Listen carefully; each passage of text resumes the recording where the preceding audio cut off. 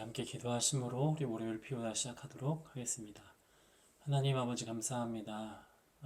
오늘도 성령의 인도하심이 무엇인지, 성령에 이끌려서 산다는 것이 무엇인지 우리의 삶을 통해서 다시 한번 보게 하여 주시옵고, 우리를 통하여서 일하여 주시는 그 주님 앞에 우리가 나아갈 때마다 더욱더 하나님과 가까워지고 하나님의 나라를 기대하는 참된 그리스도인의 삶을 살게 하여 주시옵소서. 감사합니다. 예수님의 이름으로 기도드렸습니다. 아멘.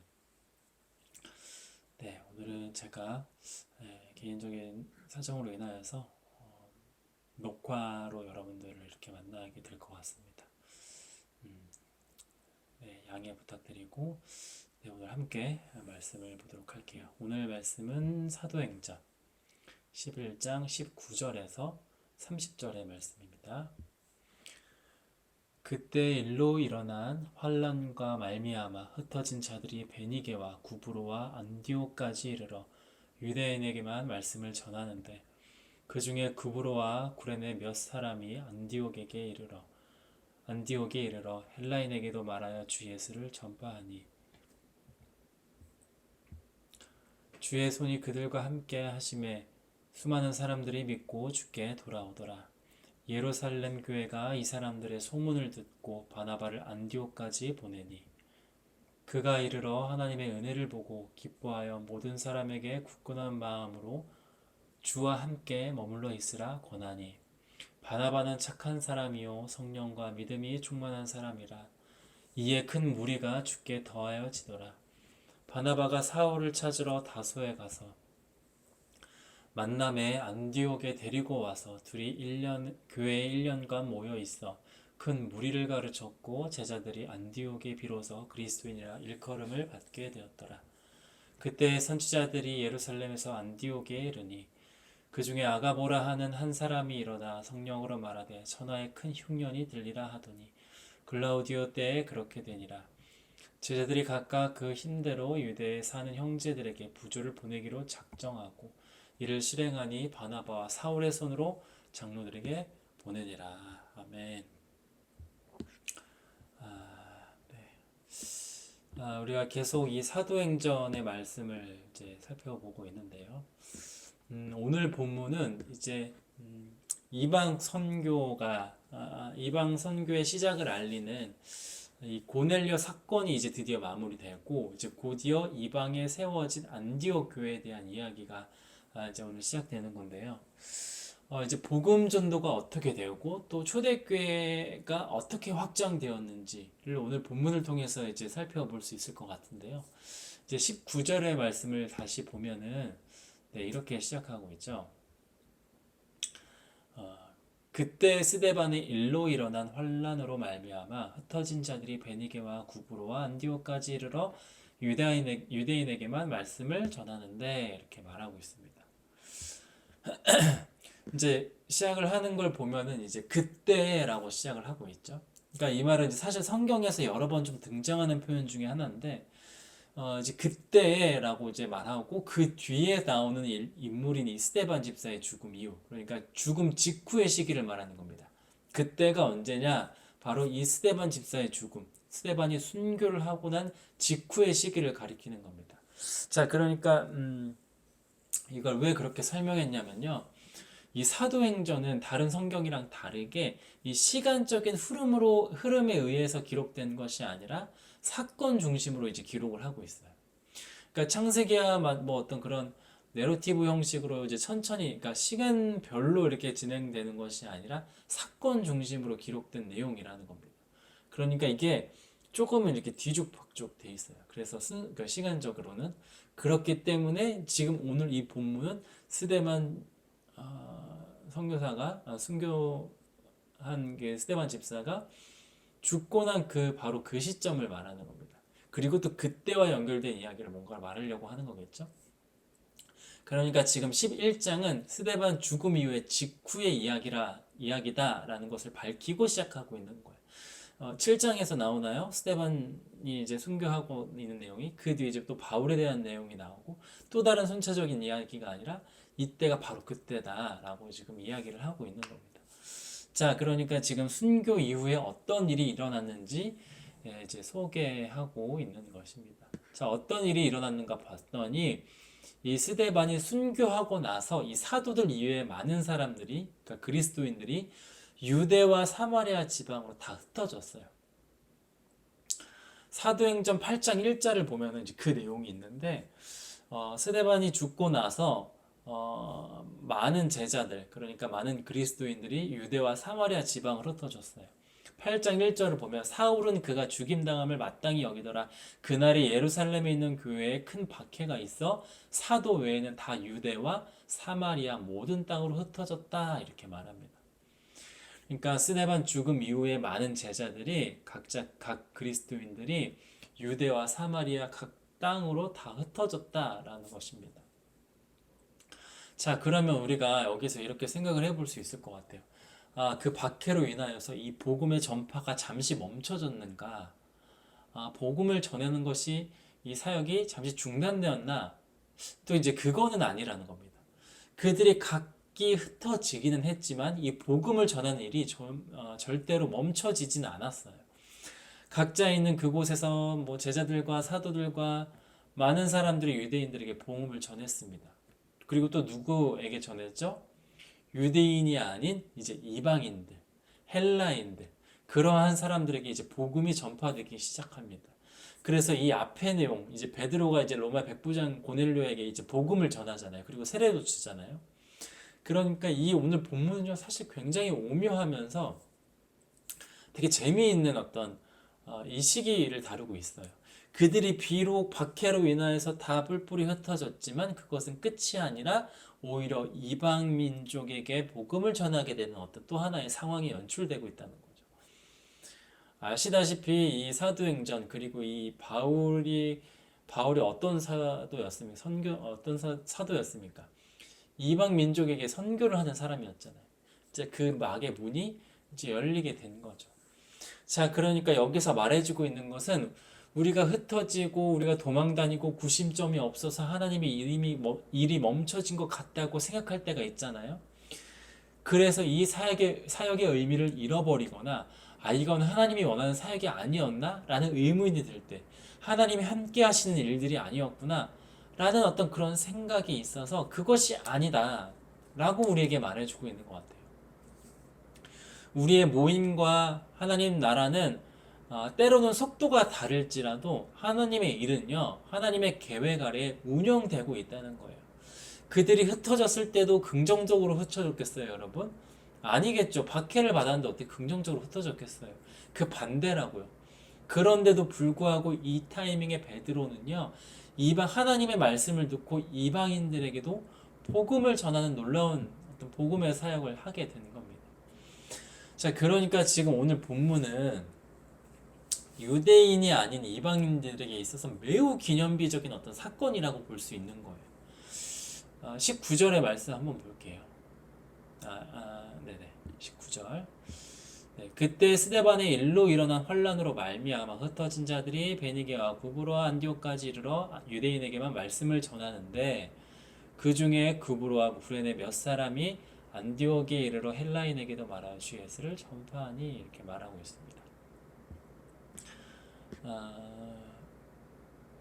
21절까지도 보면 이렇게 말해요. 주의 손이 그들과 함께 하심에 수많은 사람들이 믿고 주께 돌아오더라. 그러니까 흩어진 자들이 베니게와 구브로뿐만 아니라 안디옥에서 유대인들에게만 말씀을 전했다고 설명하고 있는 거예요. 그런데 이제 그 가운데 구브로와 구레네 몇 사람이 안디옥에 이르러 유다인 외 헬라인에게도 복음을 전했다고 말하는 거예요.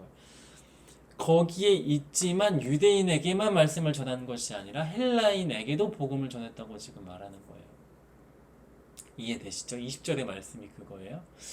여러분, 여기서 헬라인에게 복음이 전해졌다.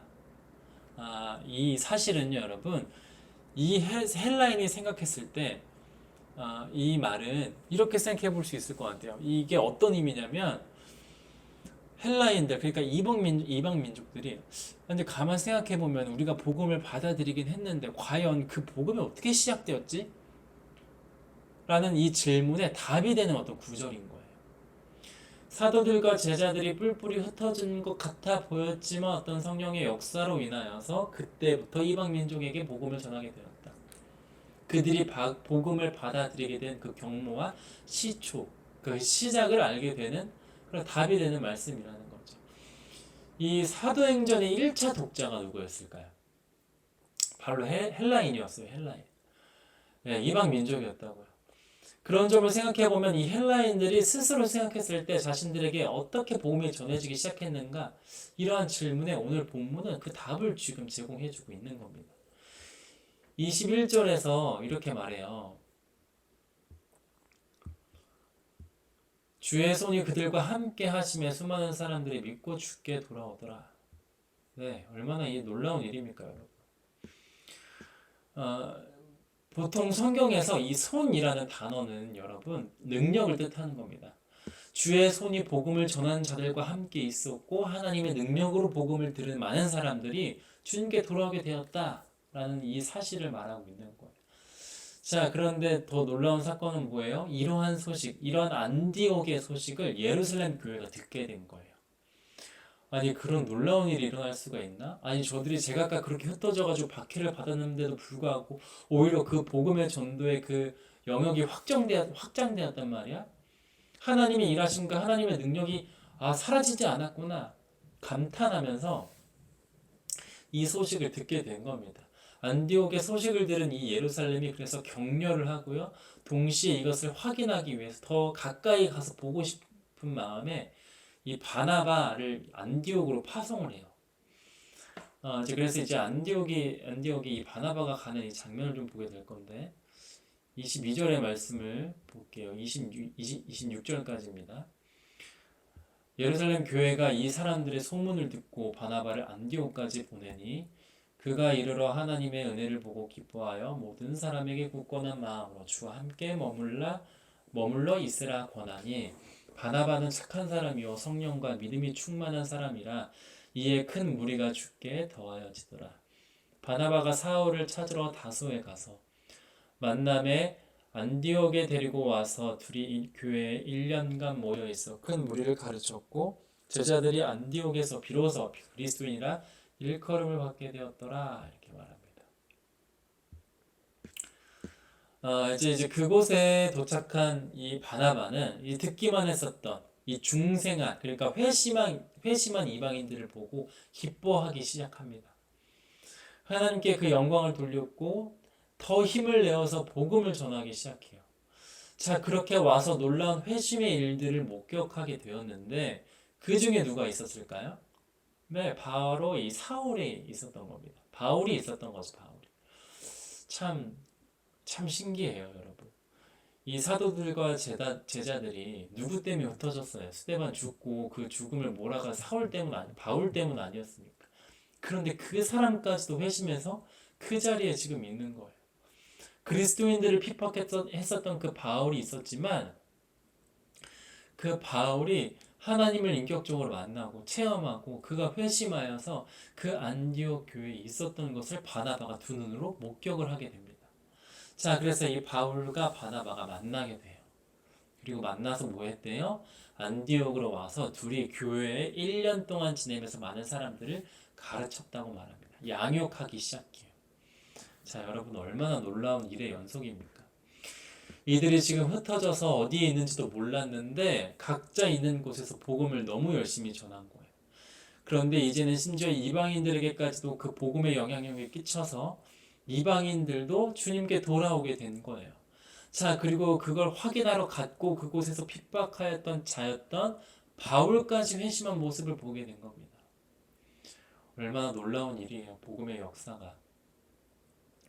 그리고 그 바울을 보고 바나바는 무엇을 하기 시작합니까? 함께 동역하면서 안디옥에서 사람들을 가르치기 시작해요. 복음으로 그들을 가르치고 양육하기 시작합니다. 여러분 이것이 바로 성령의 능력, 성령의 일하심인 것 같아요. 성령을 우리가 생각하면은 영적인 것으로만 생각을 하고 제한하고 성령을 방언하고 예언하는 것으로만 제한하는 경우들을 보게 돼요. 그런데 이 성령의 능력은요, 그럴 수 없는 사람이 하나님께 돌아오게 하고 불가능한 절대 저 사람은 하나님을 찾지 않고 하나님께 돌아올 수 없다는 이 불가능에 적합한 그 사람이 하나님으로 돌아오는 사람의 눈으로 목격되어지는 일을 하는 것. 그것이 바로 성령의 역사이자 성령의 일하심이라는 겁니다.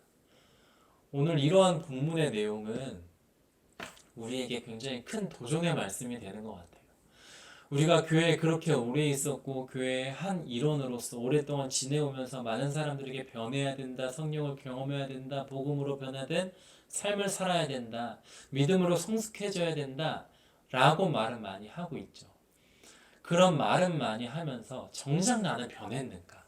내가 성령으로서 그러한 삶을 살고 있는가? 그러한 성령의 사람이 되었는가? 사실 스스로를 돌아보게 하는 질문이자 오늘의 말씀인 것 같아요. 바울의 회심과 같이 베드로가 이 고넬료라는 이방인에게 복음을 전하는 것과 같이 나라는 사람이 하나님 앞에서 깨어지고 변화되어지고 하나님이 원하는 일을 하고 하나님 보시기에 순종된 믿음의 삶을 살고 있는지 이것을 좀 우리가 스스로 돌아봐야 된다는 거예요. 분명 그렇게 교회 안에 그렇게 오래 있었는데 그렇게 불편하고 불만이 가득하고 교회 너무 오래 있어서 저거 문제고 이거 바뀌어야 되고 이게 문제다 그렇게 말은 너무 잘하면서 정작 나라는 사람은 조금도 이 성령의 사람으로서 바뀌지 아니하고 있다면 이건 어떻게 해야 되는 문제인 겁니까, 여러분? 주님께서 우리 모두를 보실 때가 우리를 보실 때 가장 먼저 바뀌어야 되는 것은요, 여러분, 어떤 교회의 시스템도 아니고요, 어떤 그런 형식과 순서와 그런 모습들이 아니라 나라는 거예요, 나. 저 사람의 문제, 말과 행동, 이런 거 아니고요, 그냥 내가 변하기 시작해야 된다는 거예요. 사도 바울이 변했고, 또 그 모습을 봤고, 그 사람과 함께 동역하고, 연합하고, 그럴 수 없는 사람이 하나님의 일을 하게 되는 것. 이게 성령의 놀라움이라는 것입니다.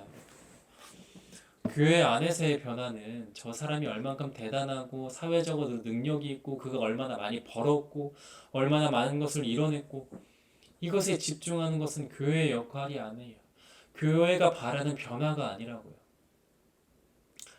교회의 역할은요, 교회가 집중하고 있는 그 변화의 핵심은 이 사람이 얼마만큼 하나님 안에서 변화되었고, 그가 하나님을 체험하였고, 복음으로서 살아가기 얼마나 노력하고 발버둥치고 있는가.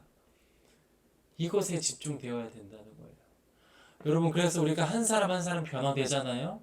그렇게 성령으로서 체험하고, 성령으로서 성령의 삶을 살아가잖아요? 그러면 그때부터 교회가 변하기 시작하는 거예요. 바울의 회심이 바울에게만 좋은 일이었을까요? 바울에게만 국한된 좋은 변화였습니까? 그가 하나님을 경험하고 복음으로 살게 되었을 때 바울에게만 좋았던 것이 아니라 안디옥에서 사람들을 가르쳤잖아요. 그러니까 살아계신 하나님을 전하게 된 것 아닙니까? 마찬가지로 우리가 하나님을 만난다는 것은요, 나에게만 좋은 일이 아니라 이 교회를 위해서, 그러니까 교회에 좋은 일을 일하는 거예요. 누군가에게는 하나님을 새롭게 알게 되는 놀라운 복음의 시작이 된다는 거예요. 여러분 26절에서 큰 무리라고 설명하는 사람들이 있잖아요. 큰 무리. 이 사람들을 바나바는 바울과 함께 그곳에서 가르쳤다고 말해요. 이 큰 무리가. 그런데 이 큰 무리는요, 여러분, 아직 믿음으로는 연약한 사람들을 가리켜요. 아직 연약하고 믿음이 아직 작아서 배움과 돌봄이 필요한 사람들을 가리켜서 설명합니다. 안디옥 교회 성도들로서 이 사람들은 이제 막 신앙생활을 시작했고 믿음을 갖게 된 어린아이와 같은 사람들이었어요. 그래서 이 상태를 누구보다 잘 알고 있었던 이 바나바와 바울이 그들을 말씀으로 훈련시키기 시작한 겁니다. 자, 그래서 그렇게 1년 동안 잘 훈련시키고 가르쳤어요. 그런데 그 사람들은 26절에서 또 뭐라고 말해요? 26절에서 사도행전 저자 누가는요, 그 사람들을 처음엔 큰 무리라고 설명을 했다가 그 사람들을 제자들이라고 바꿔서 기록해요. 그냥 큰 무리들에서 이제 그 사람들을 제자들로 바꿔서 기록해요. 비로소 한 명의 신실한 그리스도인으로서 일컬음을 받게 되었다라고 그 사람을 인정해 줍니다. 사랑하는 PK 여러분, 우리가 교회 안에서 그렇게 오래 있었잖아요. 웬만하면 거의 다 모태신앙 아니에요. 그런데 그렇게 모태신앙으로서 교회에 오랫동안 있었지만 매 주일마다 수요일마다 금요일마다 특세 때마다 그렇게 교회에 나가고 있지만 그저 그냥 큰 무리, 여전히 어린아이와 같은 사람으로 서 있지 않기를 바랍니다. 하나님 안에서 변화된 내 자신으로서 이제 진실한 한 명의 그리스도인으로서 이제 내 삶을 바꿔나가고 하나님의 뜻대로 살려는 한 사람의 제자가 되기를 간절히 소망해요. 우리가 여전히 그렇게 20년, 30년 신앙생활을 했는데 여전히 그냥 큰 무리 중 하나라면 얼마나 안타깝습니까? 한 명의 제자, 한 사람의 그리스도인으로서 서 있기를 간절히 소망합니다. 우리 마지막으로 27절부터 읽어보도록 하겠습니다. 그때 선지자들이 예루살렘에서 안디옥에 이르니 그 중에 아가보라 하는 한 사람이 일어나 성령으로 말하되 천하의 큰 흉년이 들리라 하더니 글라우디오 때에 그렇게 되니라. 제자들이 각각 그 힘대로 유대에 사는 형제들에게 부조를 보내기로 작정하고 이를 실행하여 바나바와 사울의 손으로 장로들에게 보내니라. 아멘. 마지막 한 가지는요, 여러분 이겁니다. 교회는요, 복음을 전하는 일뿐만 아니라 교인들이 복음 안에서 벗어나지 않고 매일매일 은혜 가운데 살 수 있도록 격려해 주는 거예요. 권면하는 거예요. 여러분 그냥 그 격려와 권면이 그냥 하도 그냥 많이 하라고 듣고 많이 하다 보니까 그걸 사실 굉장히 소홀해질 만큼 별것 아니라고 느끼는 때가 있는 것 같아요. 여러분 그런데 그거 아니에요. 교회 안에서 격려하고 권면한다는 것은요, 마치 그 말씀처럼 내 이웃을 내 몸과 같이 사랑하는 그 마음으로 격려해주고 권면해줘야 된다는 거예요. 저는요, 제가 개인적으로 생각을 했을 때 이 성령이 하는 일 중에 가장 가치 있고 멋있다고 생각하는 사역 중에 하나가 바로 이거인 것 같아요. 서로를 격려해 주는 거. 서로를 이해하고 서로를 돌보고 서로를 가르치고 권면하여서 그들이 비록 큰 무리, 그러니까 믿음이 작은 한 사람이었지만 그가 꾸준히 권면받고 격려받아서 올바른 그리스도인으로서 올바른 제자로서 세워져 가는 것. 여러분 저는 이것이 그냥 그냥 만들어지는 것이 아니라 성령이 하는 가장 가치 있고 멋있는 사역이라고 생각을 합니다. 요즘 세상을 보면 얼마나 각박해요. 모두 다 각자 생존이에요. 그냥 개인주의적이고 각자 생존하기 바빠요. 다른 사람을 짓밟고 일어서지 않으면 살 길이 없다고 생각하는 시대 아닙니까? 그런데 여러분 성령은요 서로를 연합하게 만들어요. 서로를 이해하고 격려하면서 서로를 돌보아줘요. 세상과는 전혀 다른 삶의 태도를 가지고 성령은 우리를 위하여서 일합니다. 그리고 그 일을 성령뿐만 합니까? 성령의 기름 부음을 받은 교회가 하기 시작해야 되는 거예요. 그 일을 교회가 해야 되는 거예요. 성령의 감동으로서 사람을 살리고 격려하고 권면해서 한 명의 제자가 되기까지 섬기고 돌봐야 되는 거예요. 이런 말이 있잖아요, 여러분. 한 아이를 키우는데 온 마을이 필요하다. 마을의 역할은요 명확해요, 여러분.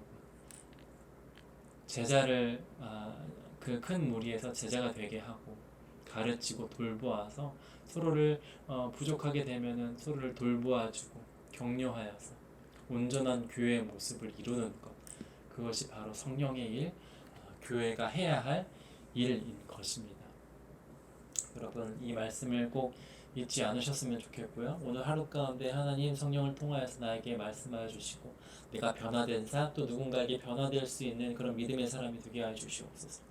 이런 마음을 달라고 함께 기도하고 오늘 하루를 시작하셨으면 좋겠습니다. 기도하겠습니다.